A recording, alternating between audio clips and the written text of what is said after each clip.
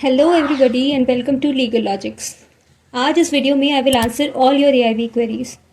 Also इस video को देखने के बाद आपका एआईबी एग्ज़ाम से डर खत्म हो जाएगा and you will become 100% confident about this exam. तो शुरू करते हैं हमारी आज की video with the first query. AIB exam hall में कौन सी बुक ले जाएं? तो एआईबी एग्ज़ाम हॉल में बेयर एक्ट्स अलाउड होती है एंड बेयर एक्ट्स का मतलब होता है एक्ट का उस तरीके से प्रेजेंट होना जैसा कि उसे पार्लियामेंट ने बनाया है। बेयर एक्ट्स होती हैं दो टाइप की, पहली विथ कमेंट्स और शॉर्ट नोट्स, दूसरी विथआउट कमेंट्स और शॉर्ट नोट्स। अगर आपके पास ये अवेलेबल है तो आप विथआउट शॉर्ट नोट्स ही लेके जाएं। अगर आपके पास ये अवेलेबल नहीं है तो with short notes and comments भी लेकर जा सकते हैं, बट ध्यान रहे उन किताबों में कुछ लिखा ना हो, किसी पेन, मार्कर, हाइलाइटर या पेंसिल से कुछ भी मार्किंग ना हो। और अगर आपके पास बेयर एक्ट अवेलेबल नहीं है तो आई विल सजेस्ट जल्द से जल्द किसी सीनियर से रिक्वेस्ट करके उनका अरेंजमेंट कर लें कि आपको बाद में कोई परेशानी ना आए। अब चलते हैं हमारे दूसरे क्वेश्चन की ओर। स्टूडेंट्स को डाउट ये है कि ओल्ड क्रिमिनल एक्ट्स लेके जाए या फिर अमेंडेड क्रिमिनल एक्ट्स लेके जाए। तो सबसे पहले ध्यान इस बात पर लेके आए कि क्वेश्चन एआईबी एग्जाम में पूछे कैसे जाते हैं। तो एग्जाम में आपको 3 तरह के क्वेश्चंस दिखेंगे, direct, conceptual and judgement based. तो जो डायरेक्ट क्वेश्चंस होते हैं उनसे सेक्शन नंबर पूछ लिया जाता है। ये जो कंसेप्चुअल क्वेश्चंस होते हैं वहाँ आपकी नॉलेज इन डेप्थ चेक की जाती है। And on the other hand judgement based questions में judicial interpretation and case law के बेसिस पर आपसे क्वेश्चंस पूछे जाएंगे।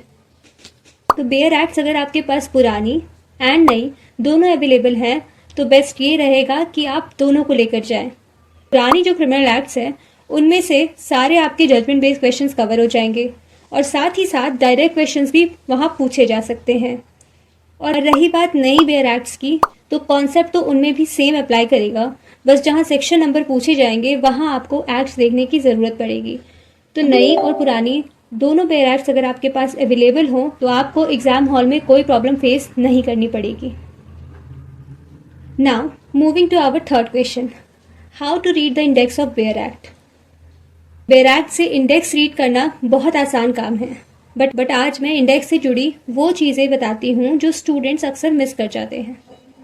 इसके लिए सबसे पहले खोलते हैं हमारी बेयर एक्ट। मैं बीएनएसएस यानी कि भारतीय नागरिक सुरक्षा संहिता से एग्जाम्पल दे रही हूँ जो कि सीआरपीसी का रिप्लेसमेंट है। मेरे पास bare act with comment available है, अगर आपके पास बेयर एक्ट विदाउट कमेंट है तो उसमें भी सेम चीज़ दी होगी। जैसे ही आप बेयर एक्ट खोलेंगे तो सबसे पहले आपको दिखेंगे चैप्टर्स। यहाँ पर आपको पता लग जाएगा कि ये सारे जो नंबर्स लेफ्ट साइड पर लिखे हैं वो सेक्शन नंबर्स हैं।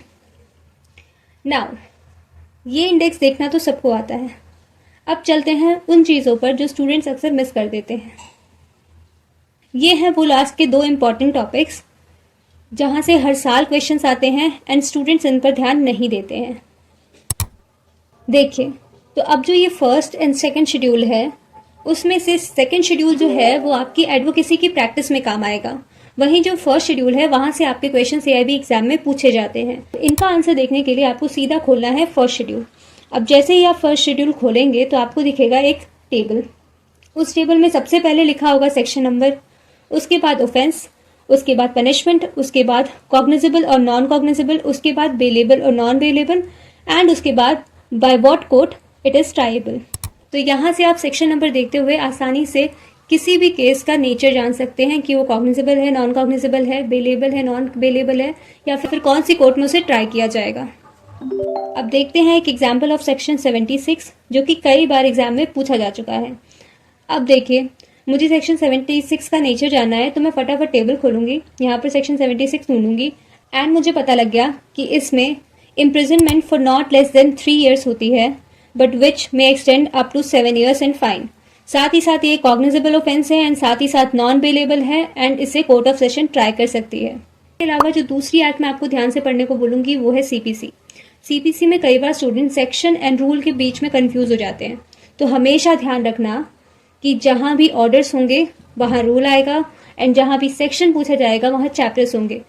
अब चलते हैं हमारे अगले क्वेश्चन पर, how to attempt AIB question paper. देखिए, एआईबी का क्वेश्चन पेपर ही अपने आप में एक आर्ट है।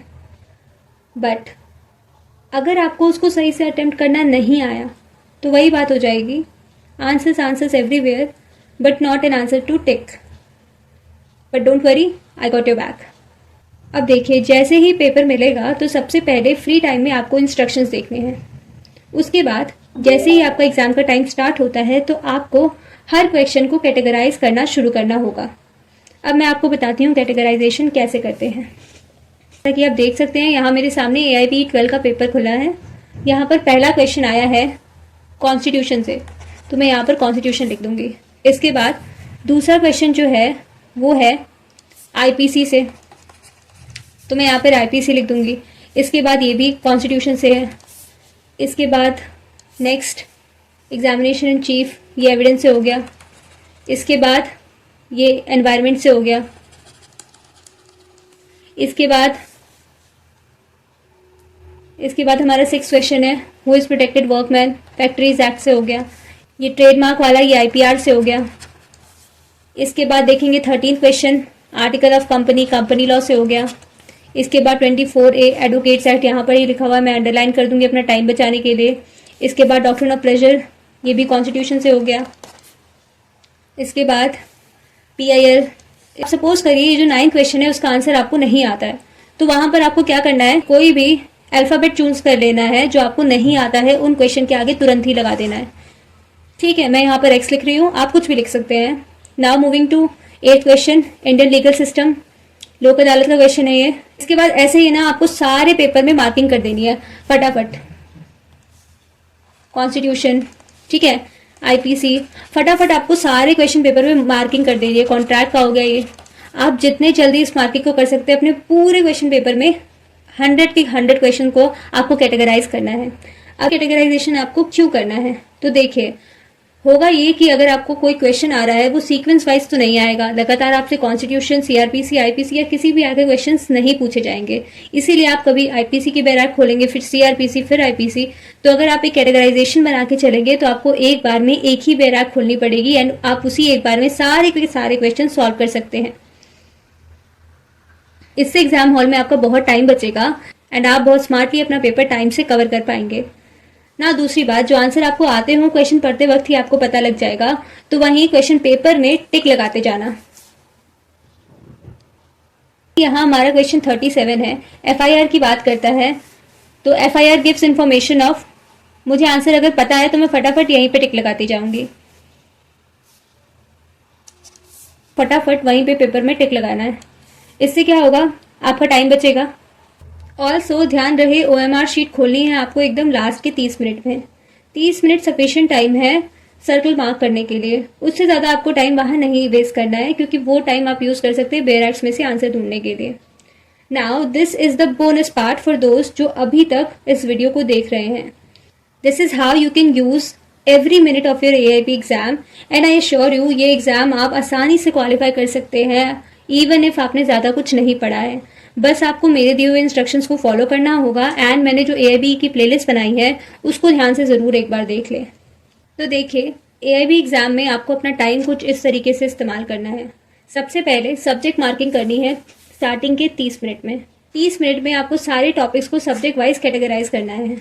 अब उन क्वेश्चंस में आपको 2 तरीके के क्वेश्चंस मिलेंगे, कुछ जिनको आप जानते होंगे, जिनके आंसर्स आपको पता होंगे, एंड कुछ वैसे जिनके आंसर्स आपको नहीं आते होंगे। तो जो क्वेश्चन के आंसर्स आपको आते होंगे उनको वहीं आपको साथ ही साथ टिक करते जाना है। उसमें मैं सपोज कर लेती हूँ आपका अगर रीडिंग टाइम स्लो है तो 10 मिनट एक्स्ट्रा भी आपको लग सकते हैं, तो वहां पर आपको टोटल 40 मिनट वहां आपके लग गए।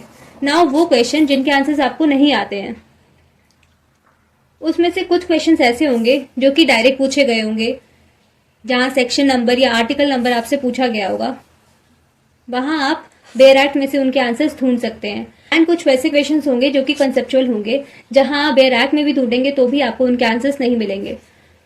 तो वहां आपको क्या करना है ना, स्टार्टिंग के 1.5 घंटे डायरेक्ट क्वेश्चंस पर लगाने हैं। फटाफट उनको बेयर में से ढूंढ लीजिए एंड उनके आंसर सारे के सारे फटाफट मार्क कर लीजिए। और यहाँ 1.5 घंटे अगर आपके इस्तेमाल हो गए हैं, उसके बाद सारे क्वेश्चन जब आपने वो सॉल्व कर दिए तब आपको आना है कॉन्सेप्चुअल क्वेश्चन में। 1.5 घंटे के बाद मतलब आपको तुरंत 1.5 घंटे में इनडायरेक्ट क्वेश्चन को करके आना ही होगा कंसेप्चुअल क्वेश्चन पे। यहाँ आपको क्या करना है, सोचना है, उनके आंसर सबको अगर आपको मिल जाते हैं तो ठीक है, बहुत बढ़िया, और अगर नहीं आते हैं तो अपने अनुमान से कुछ भी तुक्का लगा के आ जाना। पर इन क्वेश्चंस को खाली मत छोड़ना। ये काम आपको करना है 20 मिनट में। इसके बाद हम चलते हैं OMR शीट को भरने में। ठीक है, यहाँ आपके 15 से 30 मिनट लग जाएंगे। जिसकी स्पीड ज़्यादा है वो 15 मिनट में कर लेगा, जिसकी कम है वो 30 मिनट में कर लेगा। बस ये बात ध्यान रखना कि आप कोई भी आंसर छोड़ के नहीं आएंगे। इस टाइम का जो मैंने अरेंजमेंट दिया है उसके आप स्क्रीनशॉट ले लें, नहीं तो मैं इसकी पिक्चर एक अपने डिस्क्रिप्शन बॉक्स में डाल दूंगी। एंड इस हिसाब से अगर आप पेपर को सॉल्व करेंगे तो आपका पूरा paper with in time complete हो जाएगा। एंड आप देखेंगे कि आपको मैक्सिमम आंसर्स आ रहे हैं, आप आसानी से पेपर भी कर पाएंगे। So that's all for today. I hope ये वीडियो आपके लिए यूजफुल रही हो, और अगर आपके लिए ये वीडियो यूजफुल रही हो तो प्लीज़ कमेंट में मेरे लिए कुछ मैसेज ज़रूर लिखें एंड सब्सक्राइब करके हमारे चैनल का पार्ट ज़रूर बने। And do like this video. फिर मुलाकात होगी आपसे एक नए टॉपिक के साथ। तब तक के लिए ऑल द बेस्ट। अपना एग्जाम बहुत अच्छे से दीजिएगा।